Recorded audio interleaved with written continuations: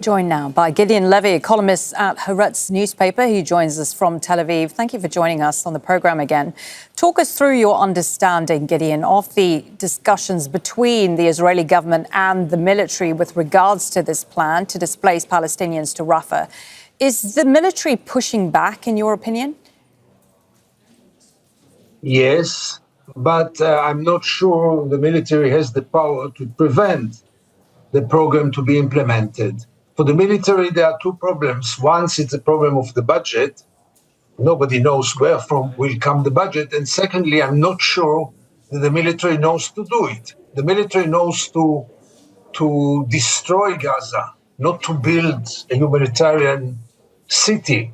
And they don't know to bring food to the people and to bring medicines. Who is going to run this city? I mean, nobody thought about those questions. It was only this idea, which behind it, the intention is very, very clear, to push the Palestinians to the south, to tyrannize them in this concentration camp, and then to so-called persuade them to leave the Gaza Strip God knows where.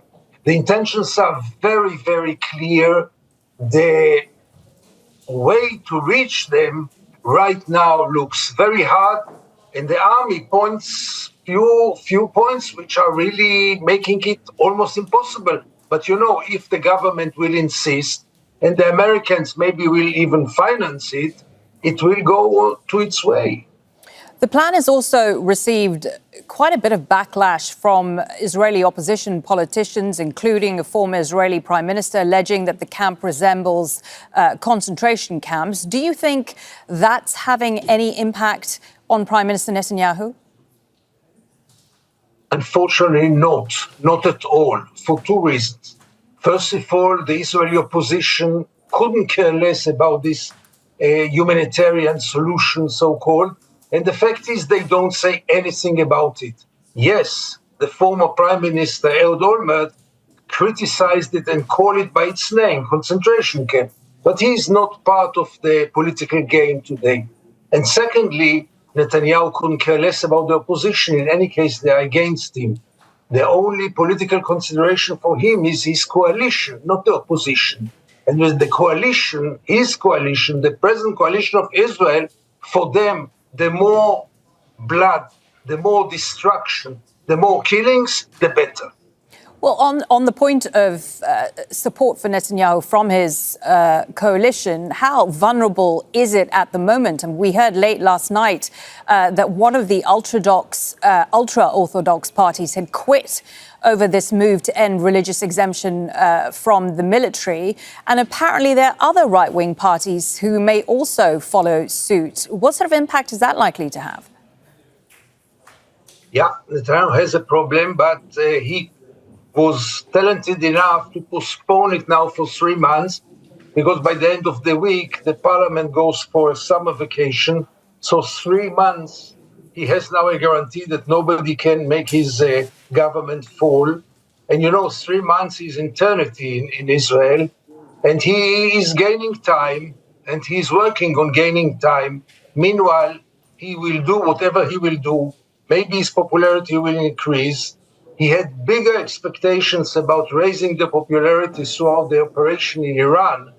It did increase his popularity, but not enough. And in any case, all the polls show that right now he doesn't have a government. He is still the most popular politician. But when it comes to creating a government, he does not have a majority. The opposition has a majority, and therefore he's so scared from elections. Gideon, how optimistic are you about ceasefire talks, which still seem to be going on here in Doha? We had confirmation from the Qatari Foreign Ministry earlier today, and Donald Trump also yesterday hinting at something positive to come. How optimistic are you? So, unfortunately, in the last 21 months, me and optimism went to totally separate ways. I couldn't find even one optimistic moment in those bloody 21 months of attack and war, horrible war in Gaza.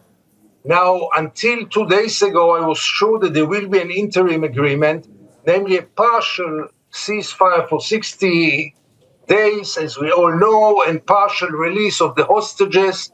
And then I was sure Netanyahu will violate it like he violated the last ceasefire, because he does not want ending the war. But meanwhile, I have the feeling that Donald Trump couldn't care less about it.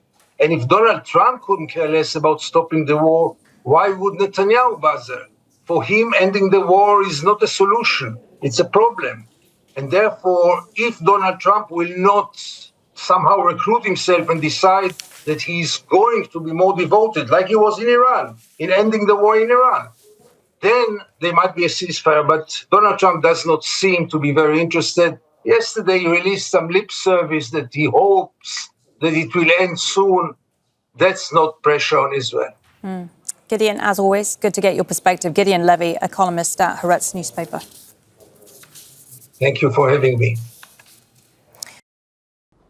Make sure to subscribe to our channel to get the latest news from Al Jazeera.